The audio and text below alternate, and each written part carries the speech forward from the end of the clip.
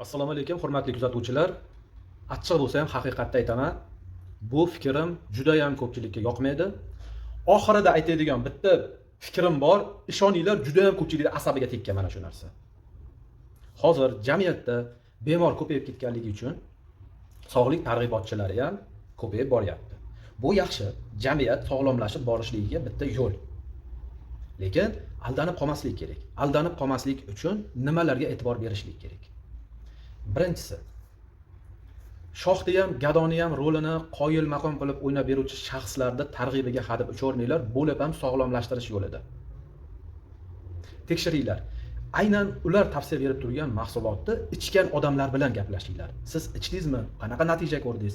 deb o'shalarning o'zi bilan gaplashsalaring, ulardan aniq-taniq ma'lumot chiqadi. Keyingisi, sizga sog'lik yo'lini ko'rsataman degan odamga bir nazar tashlang. U qanaqangi holatda o'zi? Gapirgan gapiga o'zi amal qiladimi? Tana vazni ortiqcha vazni semirib ketmaganmi? Yoki qurib, ozib, so'lib ketmaganmi?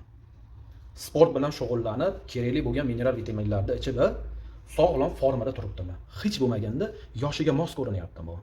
Rangi tiniqmi? Yuzida dog'lar, tirishlar, yo'qmi? Ko'zlarini tagi ishib ketmaganmi? Gapirganda ishonch bilan gapiryaptimi? Haligida nima edi deb ikkilanib, o'ylanib gapirmayaptimi? Aniq-tiniq, mana uni ichasiz, mana uni qilasiz, bunday bo'ladi, mana bunday bo'ladi. Tamom. Chotki, tez-tez gapiradi, yo'lingizni ko'rsatadi, o'z holingizga qo'yadi. Va oxirgisi, ha deb telefon qilib sizni bezovta qila olmaydi. Olasizmi? Qachon ichasiz? Mana bu narsamiz hozir skitkada ketyapti, olsangiz sizga foyda bo'ladi deb, ha deb sizga SMS qila olmaydi, yoza olmaydi, telefon ham qila olmaydi. Sizni tinch qo'yadi. Chunki u o'zini yo'lida ketadi-da. Sizga gapiradigan gapini gapirdi, bo'ldi. O'zimdan kelib chiqib aytaman, birorta odamga men olasizmi mahsulotni deb umuman telefon qilmayman. Hattoki mahsulotni olgandan keyin meni fikrlarim, tavsiyalarim to'g'ri kelgandan keyin yozib beraman, mana uni olib ichasiz deyman. Jo'natib yuboraman yoki o'zlari chaqirtirib ichishadi. So'ng Yevropadagilar, Rossiyadagilar dastavka qilib ichishyapti. Ichish jarayonida bir marta ikki marta gaplashaman. Qalay ketyapti? Yaxshimi? O'zingizni yaxshi his qilyapsizmi? Nima muammolar? Ozgina. Yo yaxshi ketyapti, zo'r, bo'ldi. Qanaqa yana savollaringiz bo'lsa, bemalol telefon qilaverasiz yoki yozaverasiz deyman-da, bo'ldi, tinch qo'yaman. Mahsulotdan foyda olgani, yaxshi natija ko'rgani chiqaveradi.